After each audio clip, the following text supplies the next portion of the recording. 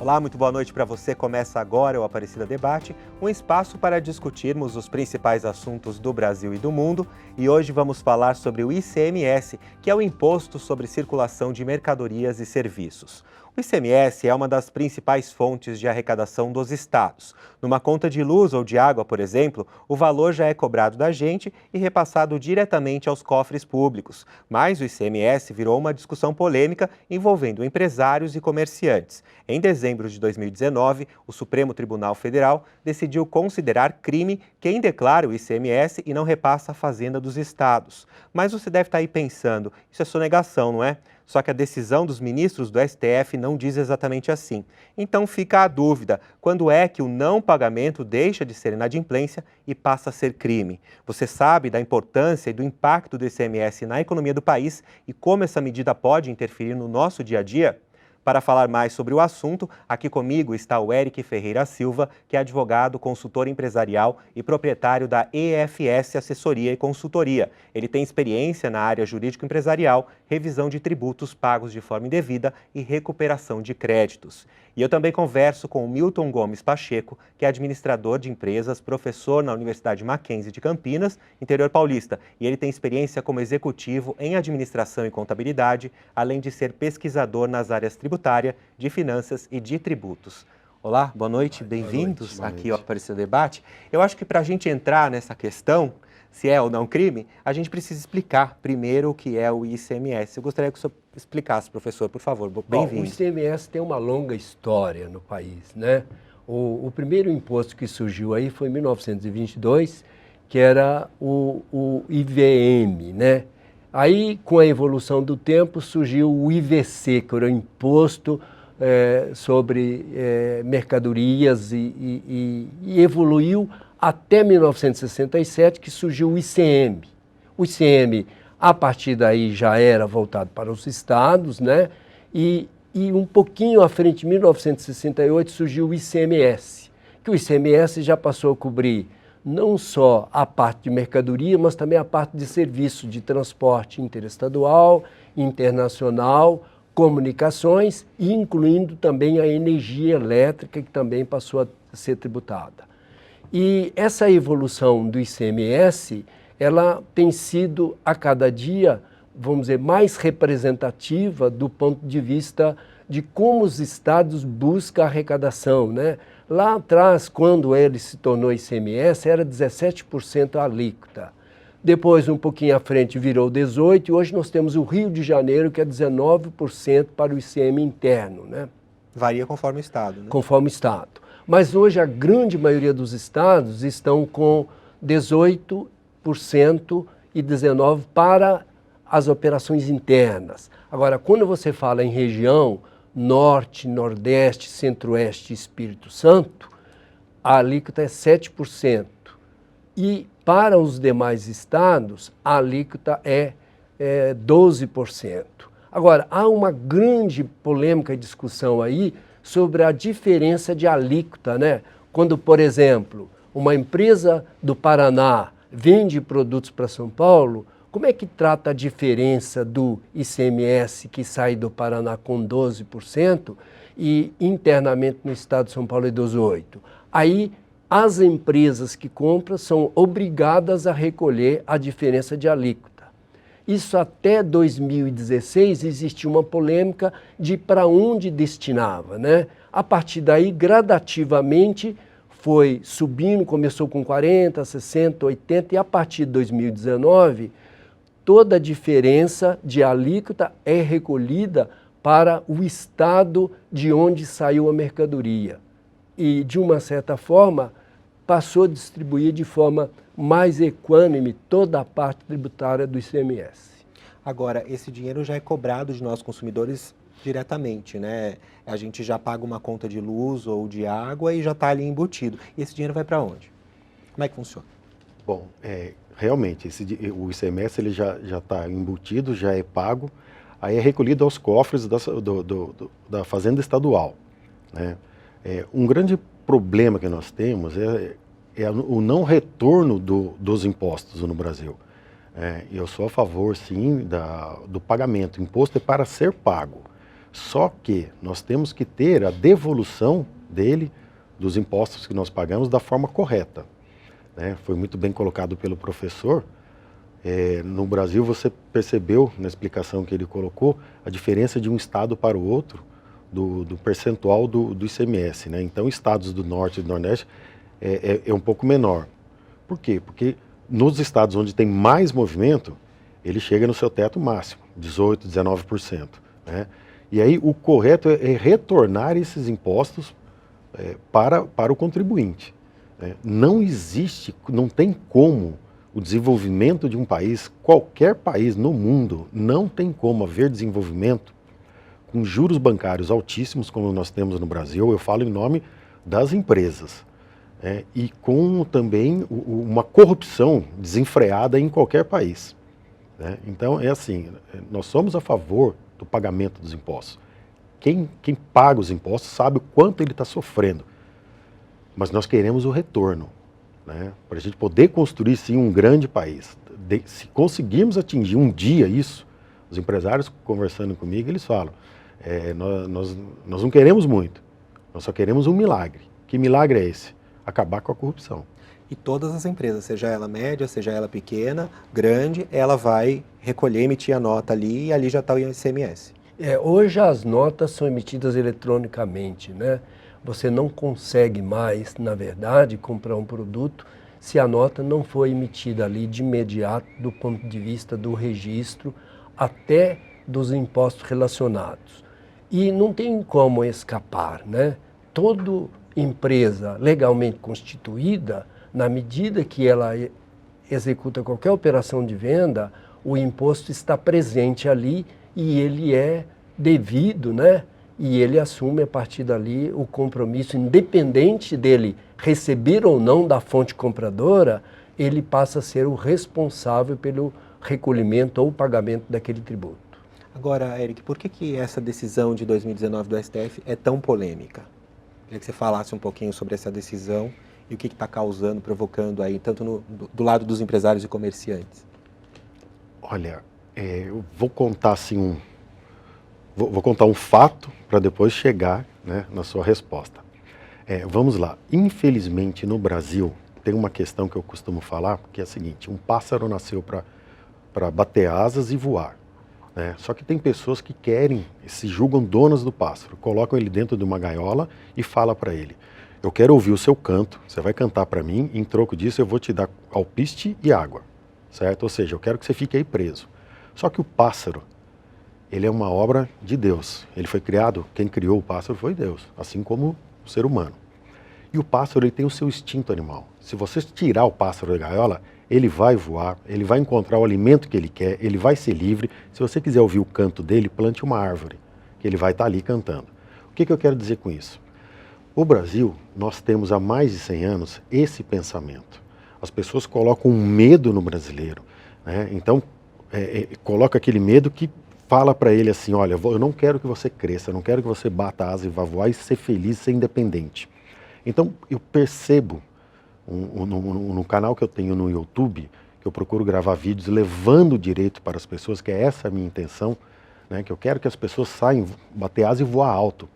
Eu vejo ali que todos são, a maioria é dependente.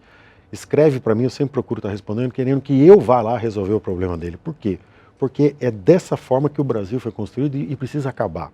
Ou seja, nós precisamos ter nas escolas já, educando as crianças, escolas estaduais, municipais, duas questões: falar sobre finanças e a Constituição no Brasil. Porque a partir do momento que a pessoa souber como funciona falar sobre questão financeira e os direitos e as obrigações, a gente cria um cidadão. Pois bem, então nessa questão do ICMS existem leis, o Estado ele exige, né? Ele não te dá, mas ele exige. Então nós estamos falando da lei do crime contra a ordem tributária, 8.137 de 1990, ela já tem 30 anos.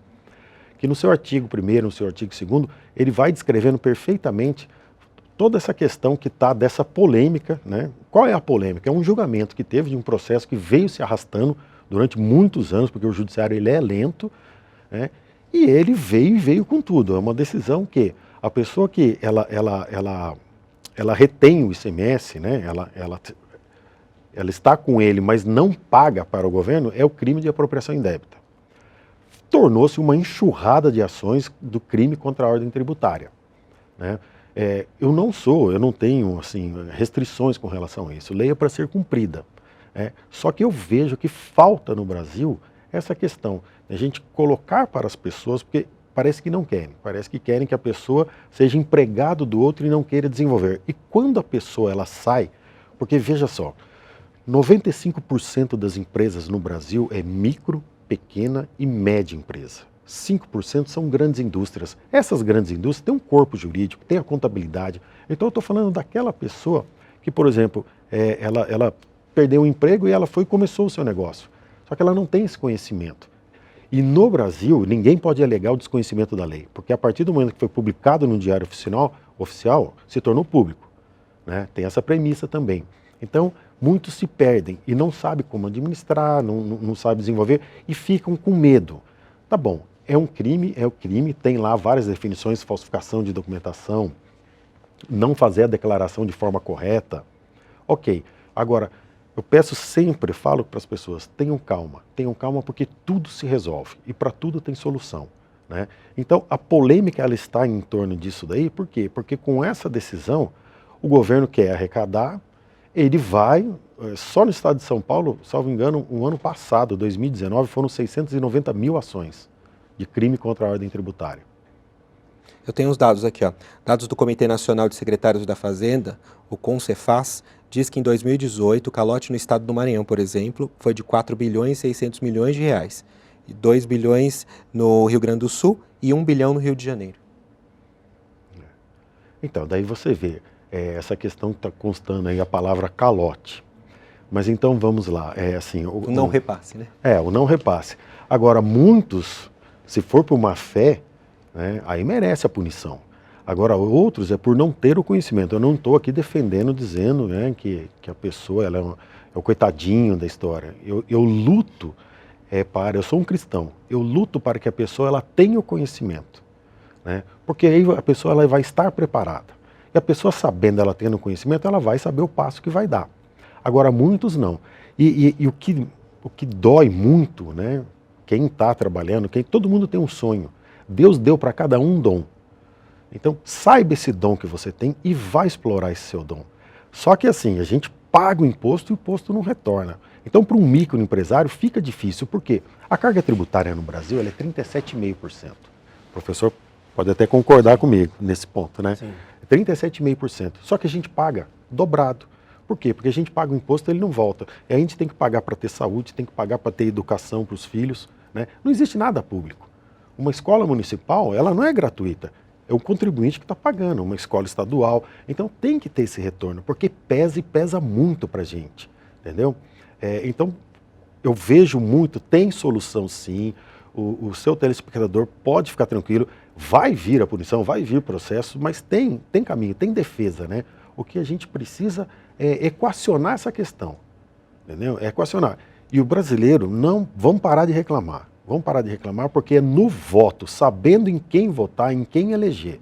Tem pessoas aí que estão surgindo já com esse pensamento de fazer valer, né, o imposto que a gente paga e retornar para a gente. Professor, esse caso não qual que é a diferença aí de sonegação e caso de apropriação indébita? Porque a pessoa tem que repassar o dinheiro e ela não declarou. Isso é sonegação, não é? Eu só queria, Marcelo, se você permite, falar um pouquinho sobre a fala do Eric, claro, principalmente no aspecto, né, do como você incentivar as pessoas, na verdade, deixar de ficar na dependência do que elas precisam ter um emprego a qualquer custo para sobreviverem, né? Então, como ele mencionou, nós na Universidade Mackenzie temos uma extrema preocupação do que fazer para criar a condição de quem vem fazer um curso superior poder encontrar os caminhos para que ele possa criar uma independência do que o desenvolvimento dele dependeria de que ele conseguisse uma colocação. Então, nos cursos em geral, nós temos hoje as disciplinas de empreendedorismo, né? Que essas disciplinas, o que elas procuram? De uma certa forma, preparar o jovem para que ele busque os caminhos, né?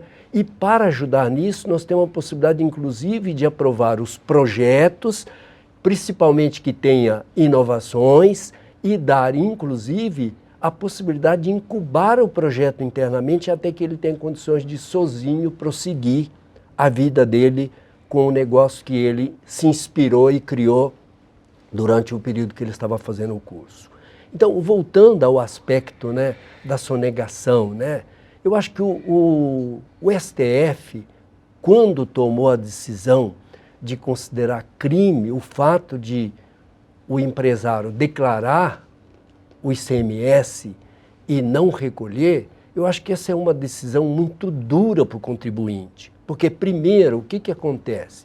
O contribuinte, que é o empresário começando em dificuldades, buscando encontrar os caminhos, ele precisaria ter a tranquilidade de não ter que olhar o momento todo para a situação do ICMS e entender que isso é uma espada apontada para a cabeça dele.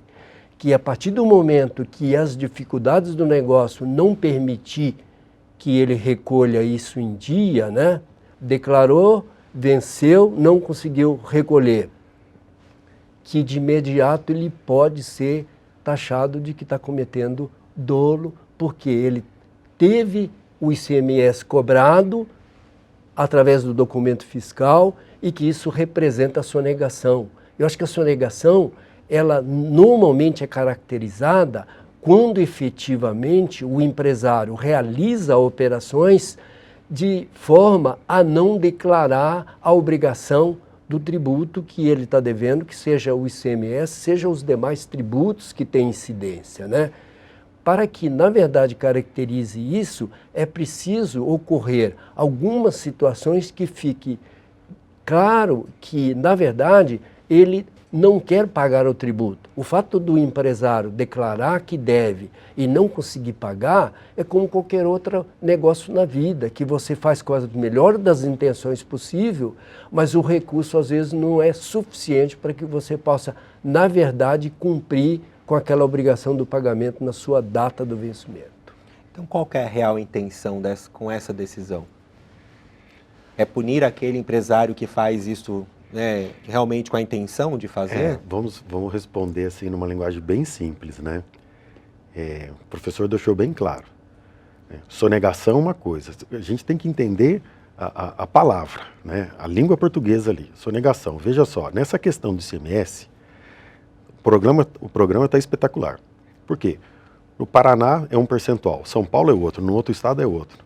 Então, a questão do ICMS, acusar um empresário que ele sonegou, sem ele ter esse conhecimento, né, ele não tem a culpa, entendeu? A gente entra numa esfera do direito penal tributário, né, que é a culpabilidade, entendeu? Eu falo assim, olha, você não pode alegar o desconhecimento da lei, tá bom, só que eu não tive intenção, não houve meu dolo. Como o professor deixou muito bem claro, sonegar é a pessoa saber que ela tem que pagar, eu não vou pagar. Por exemplo, pessoas que têm muitos imóveis aí, né, não tenho nada contra, mas ele está alugando e ele quer que o inquilino pague para ele em dinheiro. Só que aluguel é renda, ele tem que declarar, e ele sabe disso, por isso que ele pede para o inquilino pagar ele em dinheiro. Por quê? Porque ele não vai pagar, ele não vai declarar renda, ele não vai pagar o imposto de renda. Entendeu? Aí é dolo, entendeu? Porque ele tem esse conhecimento e ele está praticando isso. Entendeu? Então, por isso que eu falo, agradeço muito o programa. Por quê? Para a gente levar para o brasileiro, para o empresário, que tudo tem solução. E como provar, no caso da não declaração do Aí vai depender do repasse, processo, né? Aí depende do processo. Porque dentro do processo tem muita questão.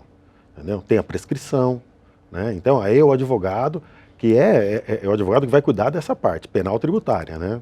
Que ele vai ler o processo, ele vai ver qual a acusação que está vindo, entendeu? E ali dentro ele vai dizer que não, sim ou não, né? E o porquê, entendeu? Então tem. Agora, dizer né, repetindo, dizer que, olha, não, você sonegou, não, peraí, existe a culpa, existe o dolo, tem que analisar muito bem isso daí. Né? A intenção de fazer, não, eu fiz mesmo porque eu queria fazer. Aí vem a condenação. Eu queria entender qual é o impacto dessa decisão no dia a dia da população. A primeira coisa que a gente pode suscitar aqui é como é que o judiciário vai se comportar na medida em que todos entendam que a decisão do STF veio mesmo para valer. Porque o STF o que fez? Ele pegou o artigo 2º da Lei 8.137 e generalizou como ela pudesse ser aplicada nessas situações onde o empresário faz a declaração do ICMS e não consegue fazer o pagamento nas suas datas respectivas. Que isso, para todos os efeitos, para entendimento do STF, a partir daí está caracterizado o dolo, né? E que o empresário seria compelido a ir preso para responder pelo não recolhimento do imposto. Agora, a gente não pode também esquecer, mesmo levando em consideração que o STF passou por cima do que está no artigo 5º, né, da Constituição Federal, no seu inciso 67, que lá está bem claro e objetivo, né, que ninguém pode ser preso por dívida, com exceção de pensão alimentícia, né, que alguém deve a pensão alimentícia e não faz o pagamento, ou o chamado depositário infiel. Foi-lhe dado a responsabilidade de guarda e que ele, na verdade, não a preservou. Mesmo considerando que a súmula do STF, também considerando, né, que mesmo no caso do depositário infiel, não pode ser enquadrado em todas as situações. Então, o que a gente poderia aqui olhar, pensar, imaginar?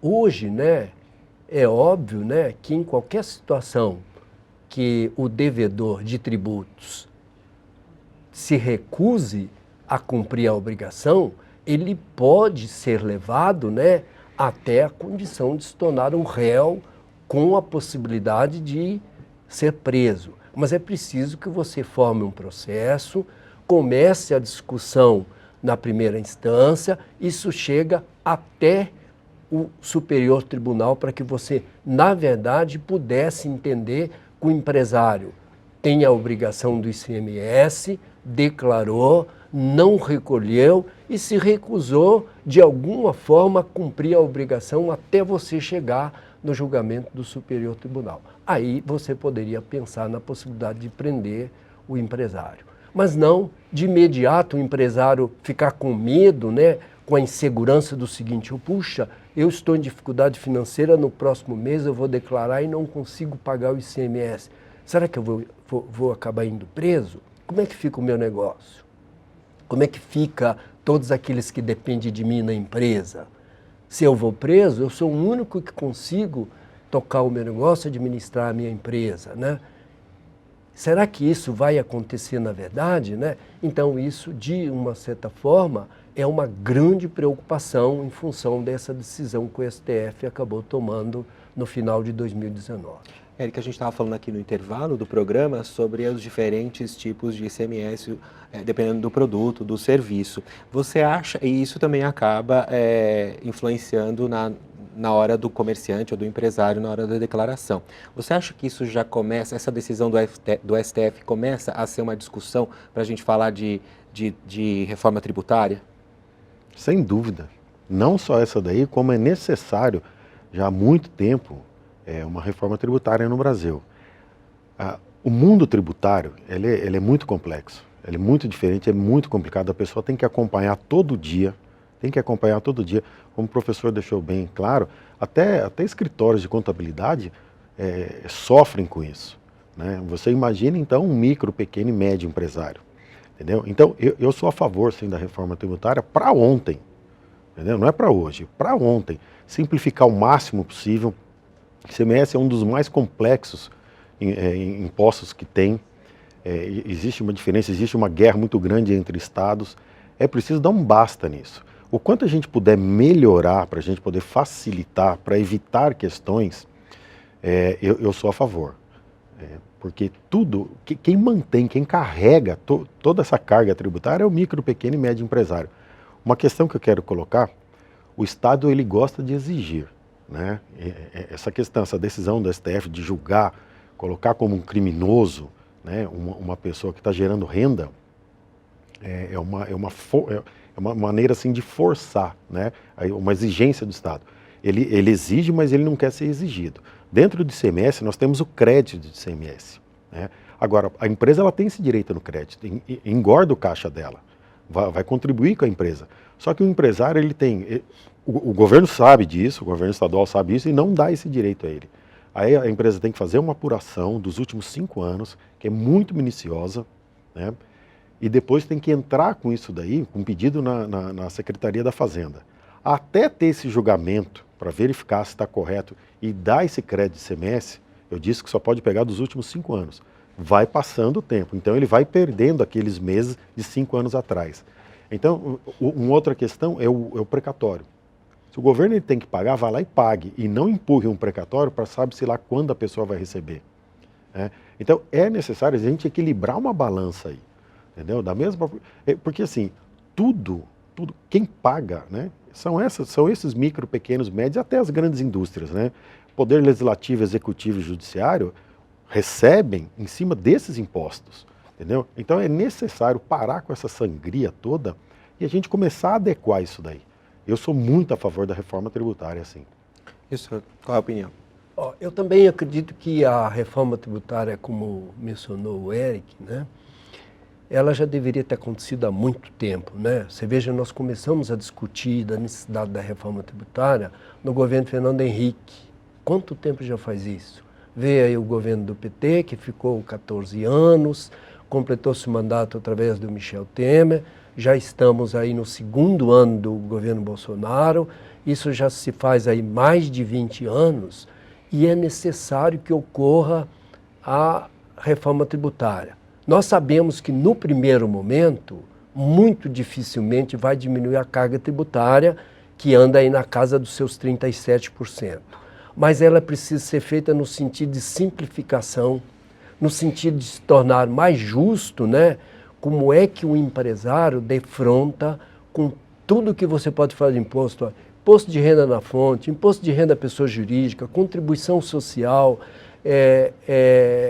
ICMS, a carga tributária ela é muito grande. Cada imposto desse, cada tributo desse, você precisa de ter um controle e uma apuração individual e um recolhimento em momentos diferentes. Então, a quantidade de pessoa que as empresas precisam manter na parte contábil tributária é muito grande. Isso, além de representar um custo muito alto, isso ainda traz muitas incertezas, porque frequentemente fiscalização descobre que alguma coisa não se foi feita exatamente como está na legislação.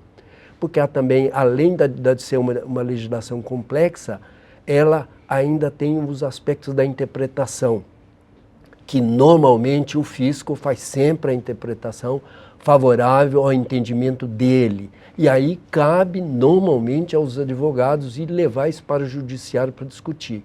E essa também é das razões porque nós temos tanto processo no setor judiciário em função de como é difícil lidar com legislação. Alguns críticos, aliás, dizem que essa decisão do Supremo tornou crime o que não era ilegal, porque na nossa Constituição proíbe a prisão por dívida. E a diferença entre inadimplência e sonegação. Isso é correto? É correto, corretíssimo, né? Esse é o ponto X da questão, entendeu? Então, se a pessoa ela vem e coloca desta forma, né, mas tem que ser apurado isso daí, né? Tem que ser discutido, que é onde cabe a defesa, né? Então, no primeiro bloco eu deixei bem claro, existe isso, existe. Então vamos deixar para o seu telespectador que tudo se resolve, tenha calma. Por quê? Porque não, pode ficar tranquilo que tem defesa para isso e tem essa discussão, né? Uma outra questão, o fato do STF colocar isso daí foi em um julgamento, né? Então com base nisso, nesse julgamento, o governo ele entra com ação, né? Contra esse empresário. Só que esse empresário ele tem o direito desde o início, desde a primeira instância, segunda instância, que é na comarca, na cidade dele, né, lá vai ter um juiz para julgar. Dali vai para um tribunal, do tribunal vai para um STJ, depois vai para um o STF. Depois, nesse caminho, ele cometeu o crime, tá bom, mas e se ele vai lá e depois ele consegue então arcar, resolver, pagar essa dívida aí? Né? A punição vai continuar? Não. Entendeu? Então, a gente tem que colocar isso daí, porque vem aquele medo para cima das pessoas, né? Mas O direito da ampla defesa existe no Brasil, está na Constituição. Até complementando uma coisa que você acabou falando lá no começo, essa decisão do STF também pode ser um desestímulo ao empreendedorismo, né? Com certeza, porque leva muitos que têm vontade de ingressar ou está começando, sentir com medo e assustado em função das próprias dificuldades que aparecem logo que você começa a fazer o empreendimento de qualquer atividade, né?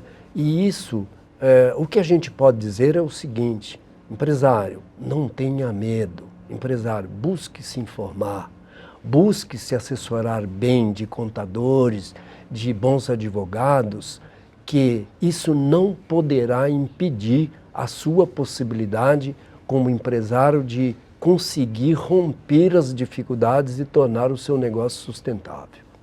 Por que é preciso tirar o Estado dessa decisão? Na verdade, não é tirar o Estado dessa decisão, né? Na verdade, é fazer as pessoas perderem esse medo, entendeu? O Estado, ele vem, ele coloca, por quê? Porque eles querem colocar a pessoa dentro de uma gaiola, né? Deixar preso, como o professor deixou bem claro. Fica uma questão no Brasil que coloca-se um medo nas pessoas para que as pessoas não possam desenvolver, empreender, né? Todo mundo pode, a pessoa... Então, colocam, né, por exemplo, agora nós estamos em 2020, tem 12 milhões de desempregados. Se a pessoa ela acreditar nela, ela começa com uma microempresa individual. Só ela, entendeu? Depois ela começa a desenvolver, crescer, ela pode contratar outras pessoas, entendeu? Então, é assim, não é... O Estado, ele impõe uma coisa, existe um sistema, vamos dizer assim.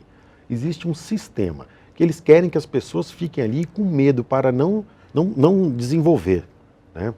Só que assim, o direito ele existe, mas antes do direito existe a dignidade, né? Então se tem pessoas, eu não estou criticando ninguém, né? Mas por exemplo, tem sindicato que quer que a pessoa fique ali sendo funcionário de uma empresa, porque você vai ter os seus direitos, suas garantias, mas isso é uma escolha da pessoa. Se ela tem um dom que Deus deu a ela, ela quer desenvolver esse dom, ela está tendo a dignidade dela, entendeu? Então eu por exemplo, eu tenho uma empresa de assessoria e consultoria empresarial. Eu busquei ser independente, porque eu fui criado para ser assim, para ser independente. É isso que eu quero dizer, né? Eu poderia estar trabalhando numa empresa, sendo funcionário, com carteira assinada, sendo advogado. Eu escolhi bater asas e voar. Então é isso que tem que ser, porque a partir do momento que o seu telespectador entender isso que nós estamos dizendo aqui, ele vai enxergar isso daí, né? E ele vai buscar, ele vai romper essa barreira, que fica, é um sistema que tem... assim, sindicato, empresário, porque tem empresário que coloca no seu funcionário esse medo. Se você sair daqui, você vai ficar desempregado. Agora, e se você acreditar em você? Você vai buscar aquele seu talento, você vai começar a sua pequena empresa e você vai romper essa barreira. Então nós temos o empresário, o sindicato e o governo aqui. E no meio está o brasileiro olhando para os três, né? Os três estão ali discutindo, querendo que ele fique ali naquele buraco, né? Continuando pagando, fique preso dentro da gaiola aí, e ele olha e fala assim, não, mas eu quero, e eu vou buscar, entendeu? O brasileiro precisa começar a pensar nisso daí. Tem uma outra crítica também, que é da FEComércio de São Paulo, a Federação de Comércio de Bens, Serviços e Turismo do Estado de São Paulo, vê essa decisão como perigosa porque pode trazer vários custos aos empresários que não conseguem pagar todos os meses e até colocar esses empresários em conflitos jurídicos. Queria que o senhor comentasse essa fala. Veja o que, na verdade, a gente pode ter aí como um tipo de reflexo, né, essa situação. Primeiro, o empresário que começa a pensar da seguinte forma: olha, entre eu pagar o ICMS ou não pagar e ter o risco de eventualmente ir preso, eu vou deixar de pagar outras coisas que eu tenho obrigação. Eu vou atrasar a folha de pagamento, eu vou atrasar os fornecedores e vou recolher o ICMS, que pelo menos eu fico livre do risco de eventualmente ser enquadrado e preso. Você pode imaginar o tamanho do prejuízo que isso pode criar no planejamento da pequena, da média e da grande empresa? Você vai distorcer a finalidade de que a empresa, na verdade, está organizada. Ela tem que, de alguma forma, procurar o equilíbrio, porque ela só sobreviverá se ela estiver conseguindo atingir os seus objetivos sociais, né? Que é, seja em que setor ela estiver, ela consiga buscar cumprir com as suas obrigações sem ter uma preocupação extrema que eu vou deixar de fazer uma coisa para fazer outra. Vocês acreditam que essa decisão, o não repasse do ICMS é parecido com o não recolhimento do INSS, por exemplo? Ou uma coisa tem nada a ver com a outra? Claro, não. Não, tem sim. Por quê? Porque, inclusive, essa sua pergunta é muito boa. Tem sim. E, inclusive, já está sendo ventilado, né, que o não recolhimento, né, por exemplo, até o fundo de garantia, a empresa ela vai e retém para ela, vai abrir um campo muito grande com novas ações criminais, entendeu? Com novas ações criminais. Mas tudo tem que ser visto dessa forma como o professor acabou de colocar, o professor Milton acabou de colocar. Qualquer pessoa que tem uma empresa no Brasil, uma micro, pequena empresa, ele sabe que a conta não fecha. A conta não fecha.